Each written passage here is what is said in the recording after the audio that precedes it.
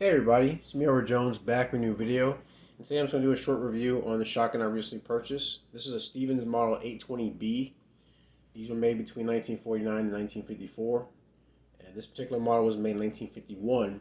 The way I was able to figure it out was I went online and looked up how do you find the date on these guns because they were made without serial numbers. And there's a stamping right here by the ejection port that says 30C, and C designation means 1951.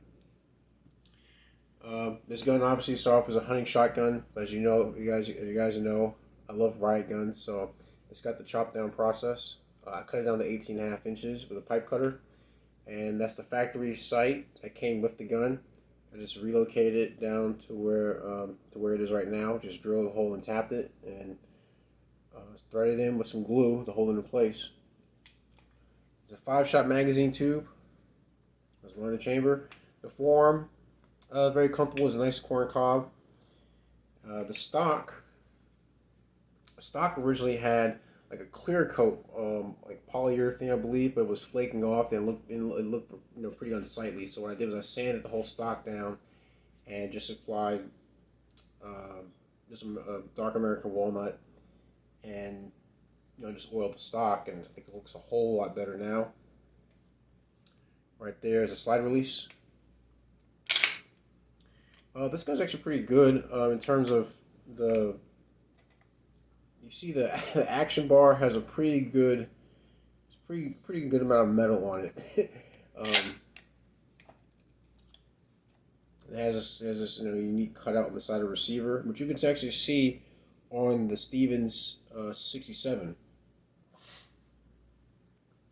One of the things I said about the shotgun I do like is at the bottom, I don't know if you can see this. Let me use the 50 caliber round as a pointer. You can see this tab right here. There's a cutout in the carrier.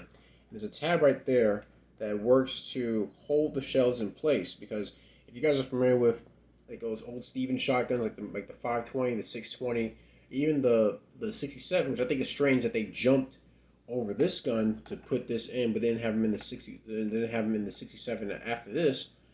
Also you found the Winchester Model 12. The carrier is what actually holds the shells back when you're trying to load it. The problem with that is if you're trying to load as fast as possible, once you push the carrier down, the shells have a tendency to want to come out of the magazine tube. So I got a snap cap. I'll show you what I'm talking about. Cycle the action real quick. So bring the carrier up. So the carrier is up. And now when I load the snap cap in, the carrier is not holding the shell in place. It's actually on the bottom of the bolt carrier is a latch, and that's what's holding the shell in place. And I love that design. I think it's pretty neat. And you can it still allows you to remove your shell, or in this case the snap cap, from the magazine tube without having to cycle the action. I'll show you what I'm talking about with the model, with the 67 that I also own.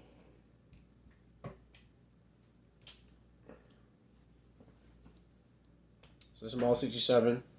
If you guys watch, and I had to modify this gun and my Model 620 to try to get around this, but it still may do what it did from the factory. It's like that. So now if you try to load a shell in, you got to push this down, and there's a chance that the shell could actually come out inadvertently. So what I did was I actually had to like I said, I had to modify the bottom of the bolt carrier on this gun with some extra metal.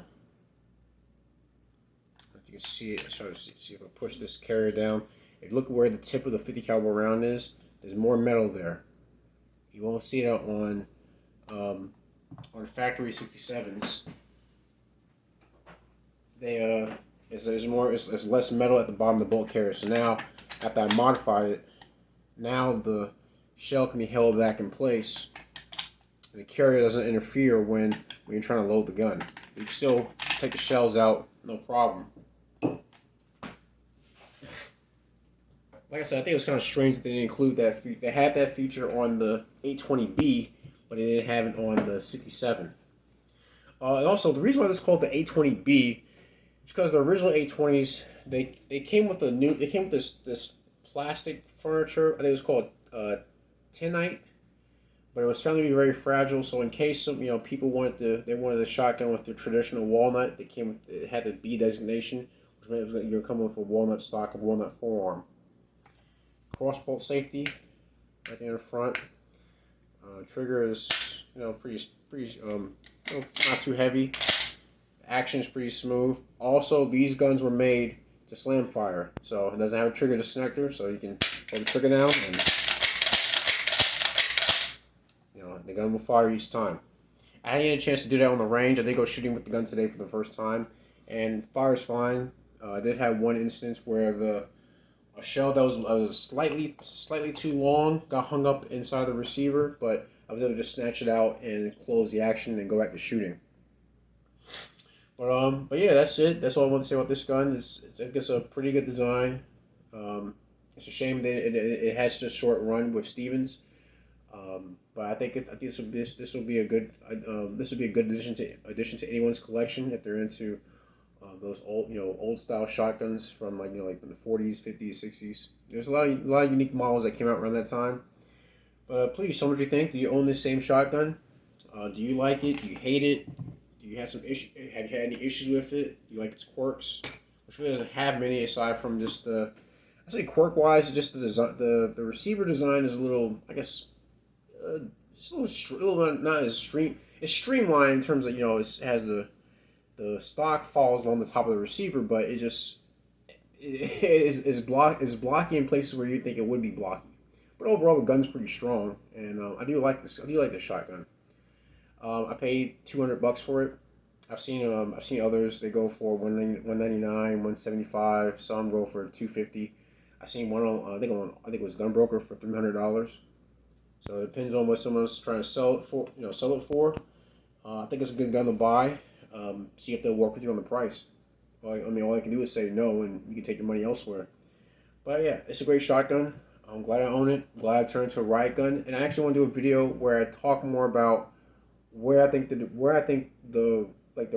whole from hunting to Riot gun culture has come from. I think it'd be an interesting video to do. But that's my video. Please share your thoughts on this shotgun. Like, share, and subscribe if you want to help out with the channel. Get on our YouTube homepage. Look for the Give Up That Cheese button. Take you to PayPal. All donation amounts are appreciated. Any gripes, complaints, send me a PM. I'll see what I can do to address them. That's my video. It's on the Stevens Model 820B. I'm Edward Jones. You guys take care. Be safe. Stay strapped. And God bless.